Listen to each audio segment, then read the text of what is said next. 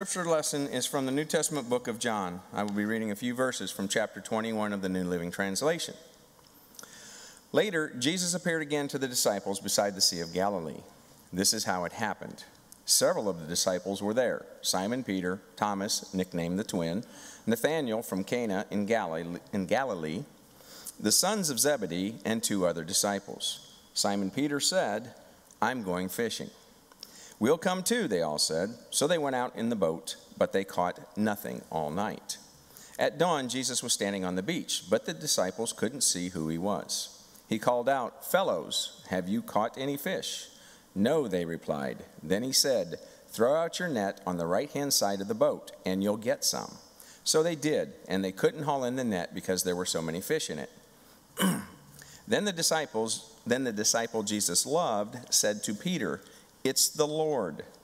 When Simon Peter heard that it was the Lord, he put on his tunic, for he had stripped for work, jumped into the water, and headed to shore. The others stayed with the boat and pulled the loaded net to the shore, for they were only about 100 yards from shore.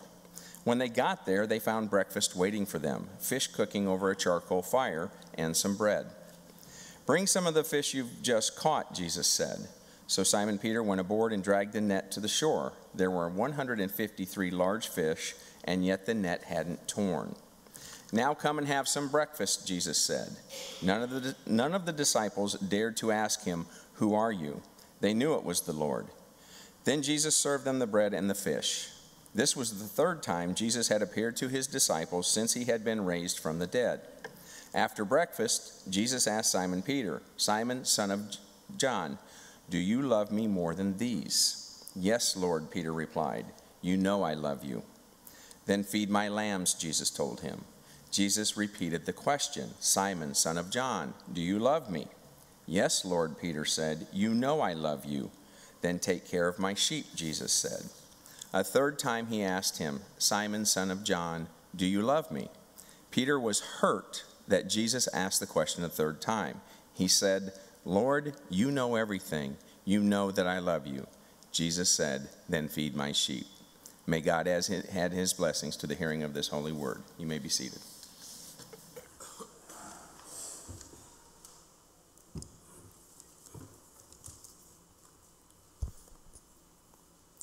So last week we learned about the first miraculous catch of fish, a miracle that so profoundly overwhelmed Peter that he acknowledged his sinfulness, he proclaimed Jesus as Lord, and he left everything to follow him. This week is the second of the bookend fish miracles. And this one, I think, is even more important for Peter and hopefully for us too as well. This encounter is recorded in the 21st chapter of John. Some scholars believe that the book of John originally ended with the 20th chapter, and that this story was added later. Here's how chapter 20 ends. Jesus did many other miraculous signs in the presence of his disciples, which are not recorded in this book. These are written that you may believe that Jesus is the Christ, the Son of God, and that by believing you may have life in his name. That's how chapter 20 ends. Peter may have preferred that the gospel would have ended with chapter 20 rather than going to 21. Now this experience takes place after the resurrection. Verse 14 says this was the third time that Jesus appeared to the disciples. The first time was on Easter Sunday. He comes through the locked doors where they were hiding, and he says, "Peace be with you." The second time is a week later, when he comes to show an unbelieving, doubting Thomas the wounds in his hands and in his side. This is the third time he appears to them. We don't know how much time has passed in between the second and the third time. But the disciples have left Jerusalem perhaps for their own safety, and they've gone home to Galilee. Now, Alice Mackenzie, who's the professor of theology at Southern Methodist University, tells the story of teaching about the resurrection during adult Sunday school. I turned to the class and said, "Why do you think Simon Peter, after making the amazing discovery of the empty tomb, went home?" And one of the men in the class said with a grin, "He went home to hide from Jesus." Everyone laughed. You didn't, but everyone in her class did. I never thought of it that way before. You betray somebody 3 times. You feel horrible. But since they're dead, all you have to deal with is your guilt. But if they're actually alive, then you have to deal with them, standing before you face to face, demanding a reckoning. Well, Peter could be hiding, but if he's playing hide and seek with Jesus, he picked a bad place to hide by going back to Galilee. You know, it's the same thing for us if we try to play that game with Jesus, hide and seek. He knows where we live. He stands on the shore of our lives and he calls out to us. If you're going to try and hide from Jesus, good luck with that. Not going to happen. Here's the Reverend Janet Hunt. I really can't imagine what it was like for Peter and the other apostles gathered that night on the lake. There's nothing in our experience that parallels what they went through to see Jesus crucified, the shock of the resurrection, the wonder of having Jesus actually appear to them, simply trying to get their minds around this new and unprecedented reality. There's nothing in our life experience that compares to this. But we can kind of understand what Peter was going through. He wanted to return to the familiar. He wanted to be able to do something without thinking about it. He wanted to be able to get into a boat and let down the nets and fish, because that's what he did the best. He can do it with his eyes closed. And I think he wants to go fishing just to get away from all the events of the last couple weeks. I think we do the same thing. In times of crisis or loss or fear or uncertainty, when we don't know what's happening, when we are grasping to be sure of what's happening in our lives, we return to familiar routines of mind and heart to be able to cope with it.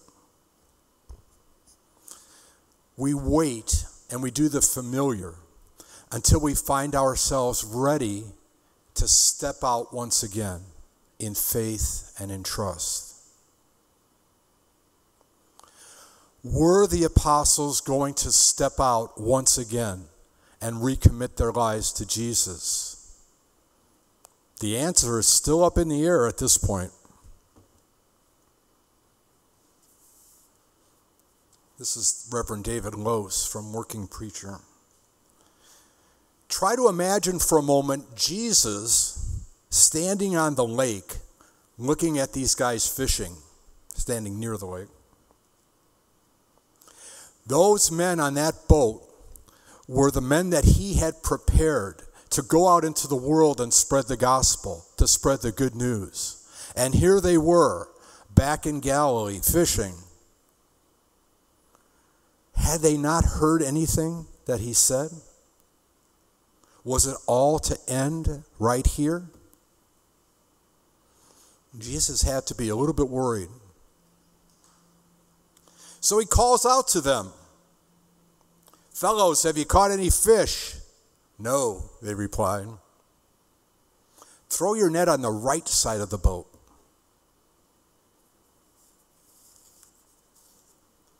In both of the stories last week and this week, Peter never catches any fish until Jesus gives him the instructions to do so.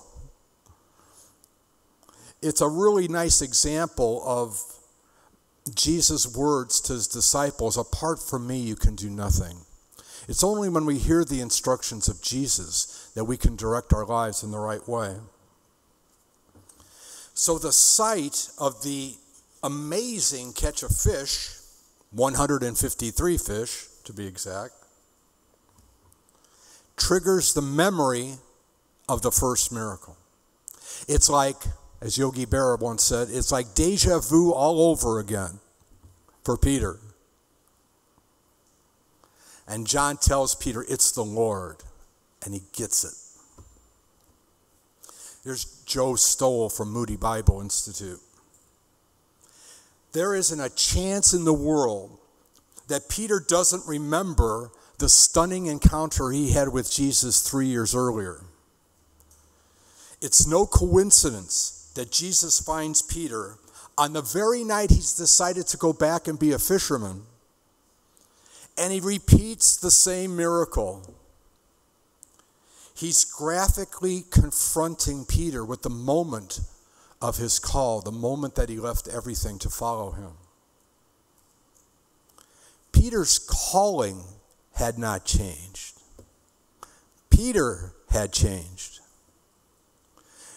Jesus is just reminding him of the calling again, and he's doing it with the same miracle. Joe says, amid your disappointments and your doubts, if you believe Jesus has given up on you, please remember that he has not. And just at the right time, he will come to you and reassure you and remind you that you are a child of God and that you have been called.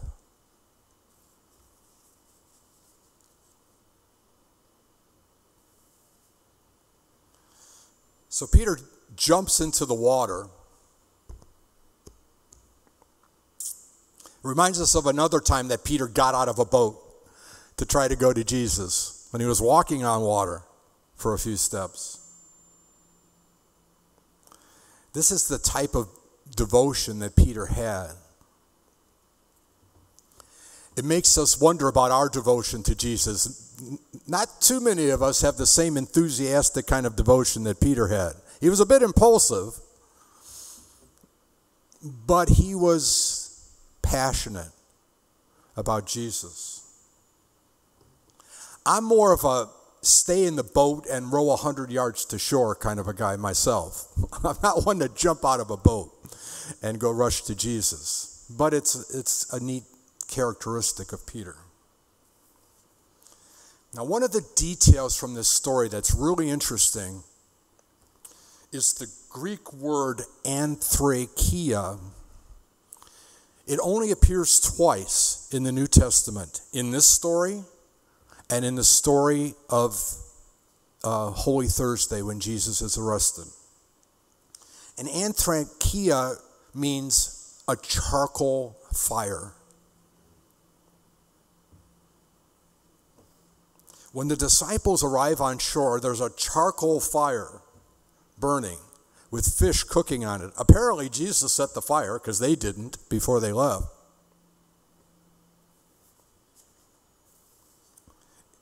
It's really, really interesting that John includes this detail in the story because just a few weeks earlier, Peter was around another charcoal fire in the courtyard of the high priest as Jesus was being interrogated after he was arrested. Listen to these words from Matthew chapter 26. Now Peter was sitting out in the courtyard, and a servant girl came and said to him, "You also were with Jesus of Galilee." But he denied it before them all. "I don't know what you're talking about," he said. Then he went out to the gateway where another servant girl saw him. And he said to the people there, "This fellow was with Jesus of Nazareth." He denied it again, this time with an oath. "I don't know the man." After a little while, those standing there went up to Peter and said, "Surely you are one of them. Your accent gives you away." Then he began to call down curses from heaven, and he swore to them, "I don't know the man." Immediately, a rooster crowed. And Peter remembered the words that Jesus had spoken. "This night, before the cock crows, you will disown me 3 times. And he went outside and wept bitterly.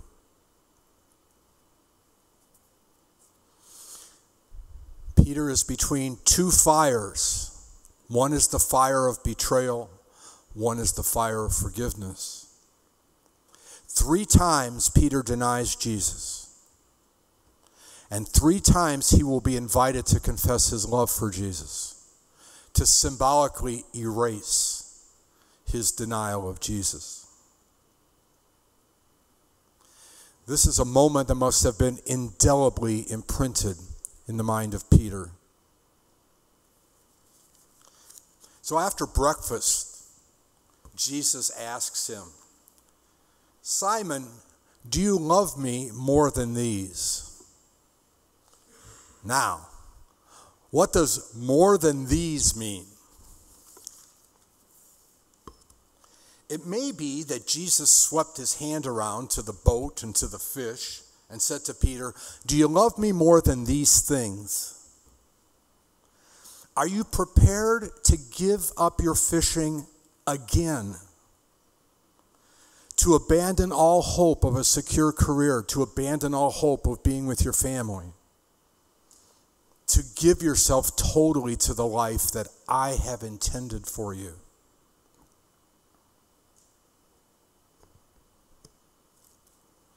Here's Joe Stowell again. The lure of life as usual had seduced Peter. How would he invest the rest of his life? Doing what he loved, fishing, or doing what Jesus was calling him to do? So what about you? Do you love your fish more or Jesus more? Pick a word and fill in the blank. Do you love your money more? Do you love your career more? Do you love your hobby more? Do you love your relationships more? Do you love your family more? Do you love your house more? Do you love your dreams more than you love Jesus?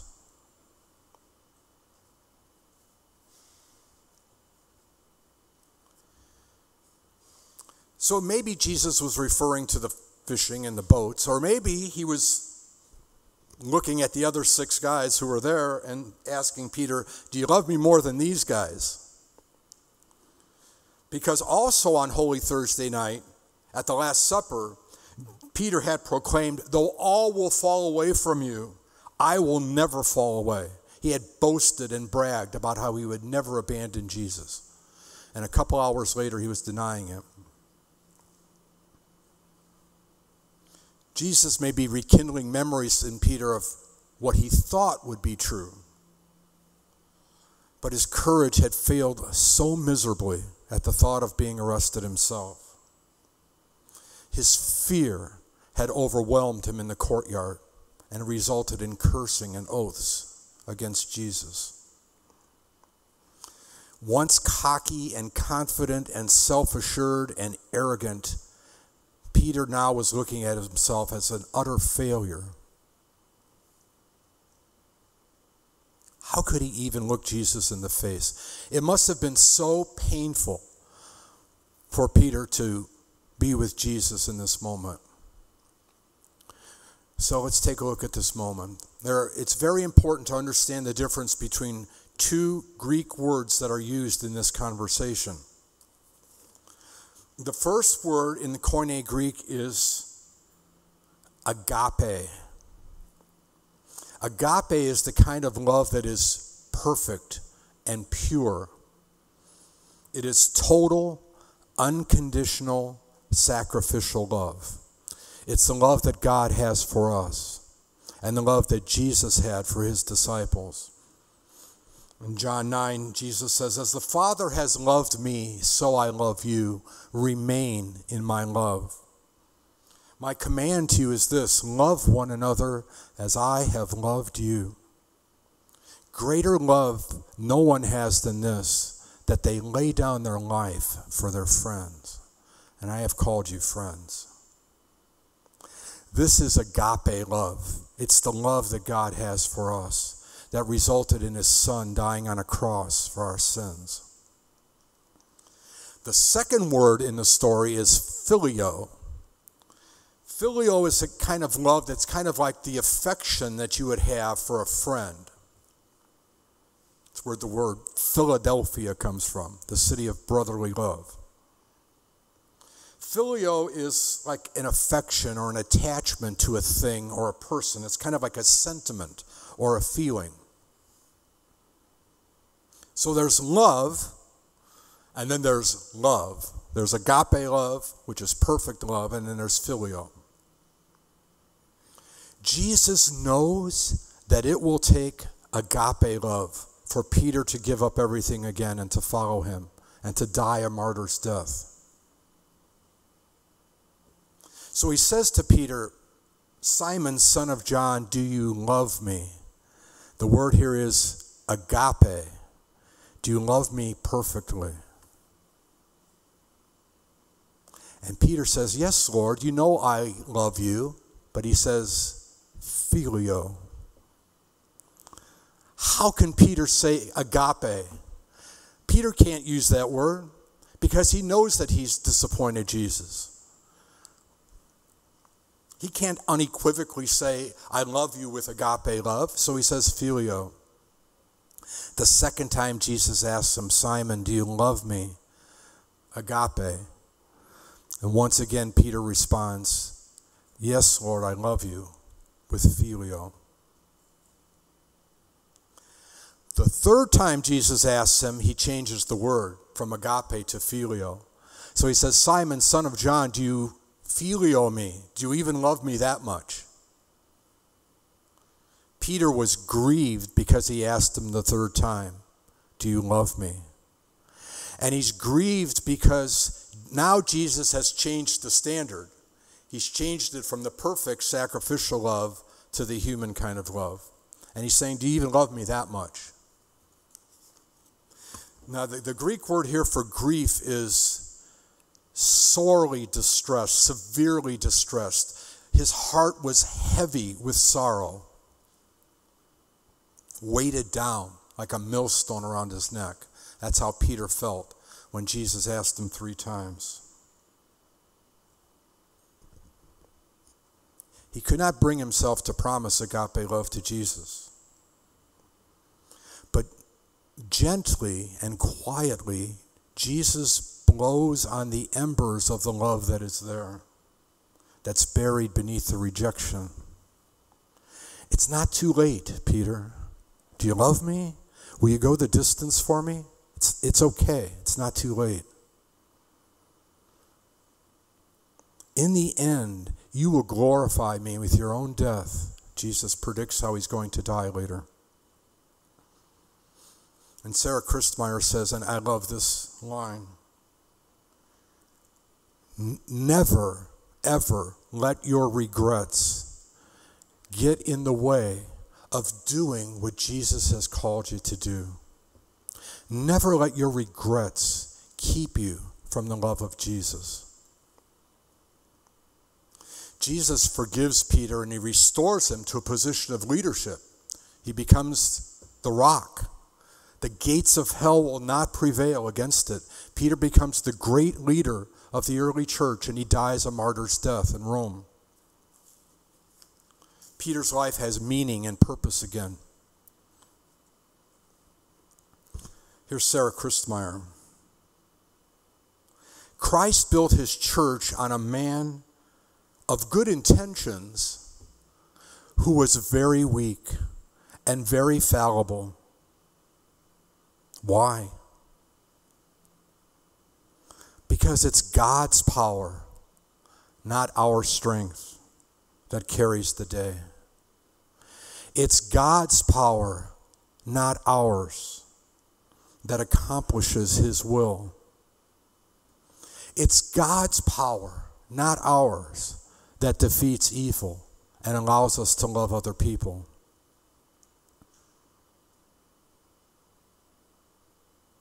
Jesus, do I agape you? I wonder. I think I phileo you. I'd like to believe that. I'm not sure if I agape you with a pure and sacrificial and unadulterated love.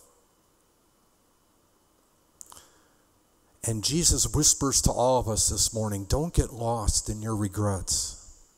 Feed my sheep. Take care of people. One step at a time, you can do it. But you have to rely on me. Not your own strength, but my strength.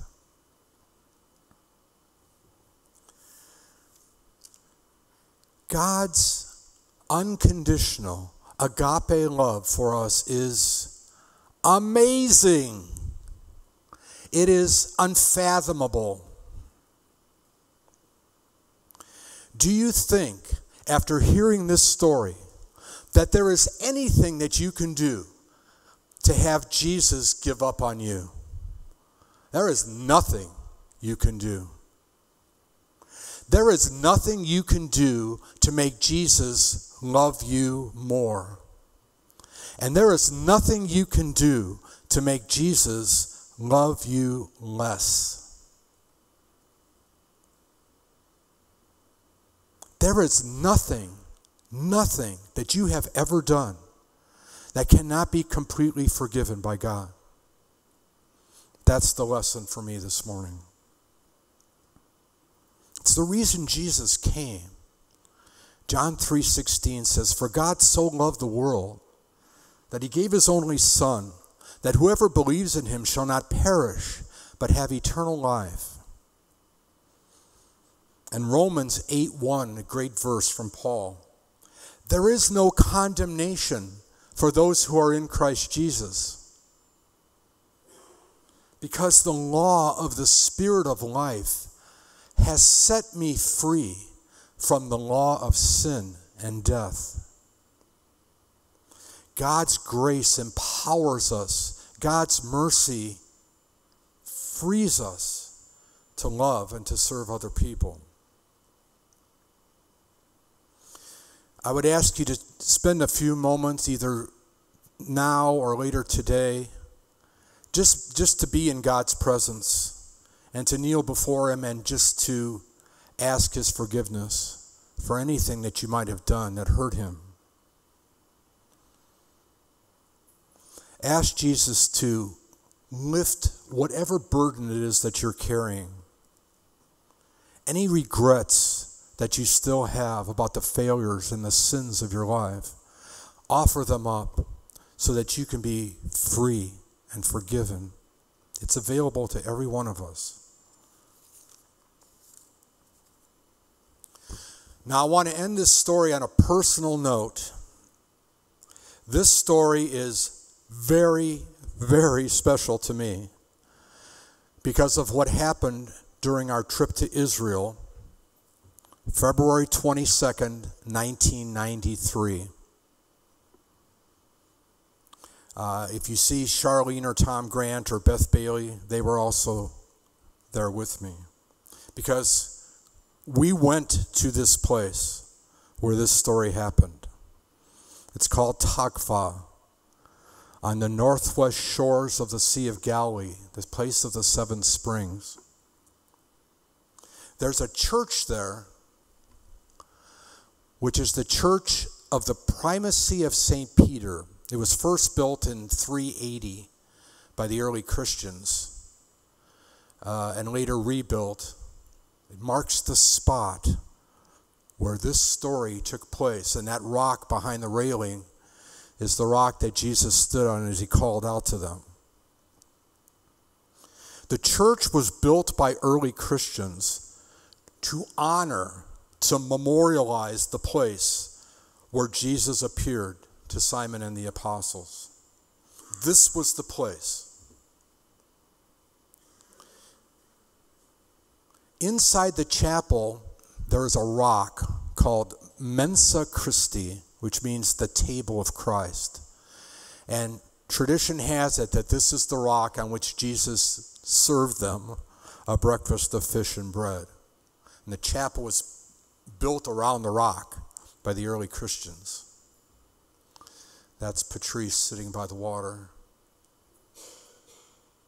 Outside in the water, there are 6 huge heart-shaped stones.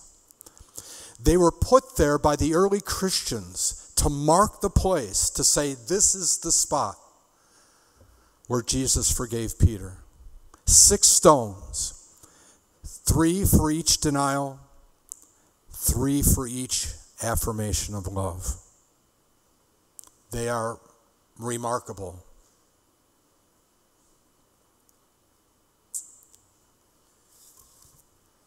Sarah Christmeyer says sometimes the tide laps up audibly against the stones, and it's almost like a heartbeat. Do you love me? Do you love me? Do you love me? Now, I can't really explain to you in words what happened to me in this spot and in this moment, but I felt the power of God's Spirit overwhelm me. The Spirit of God infused my soul. I was overwhelmed by the love of God in a more profound way than I ever had felt before, and that I have ever to this day still never felt. Because in that spot, looking at that stone, I heard Jesus forgive me.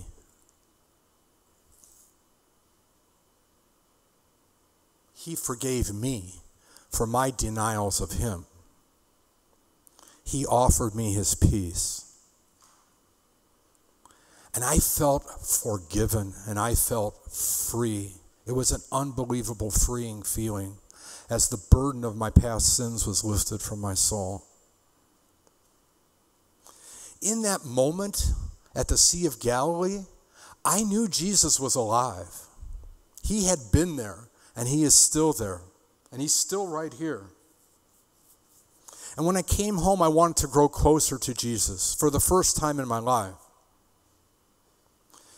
Not for approval or prestige or arrogance, but because of the overwhelming, overpowering, unconditional, agape love of God that I felt at that place.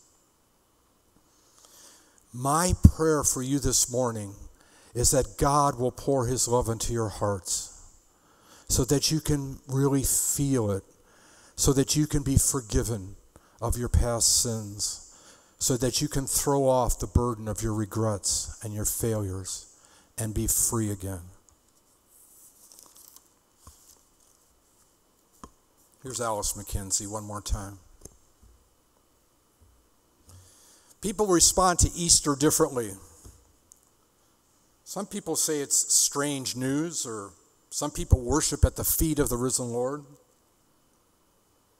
Some people tell other people about the good news.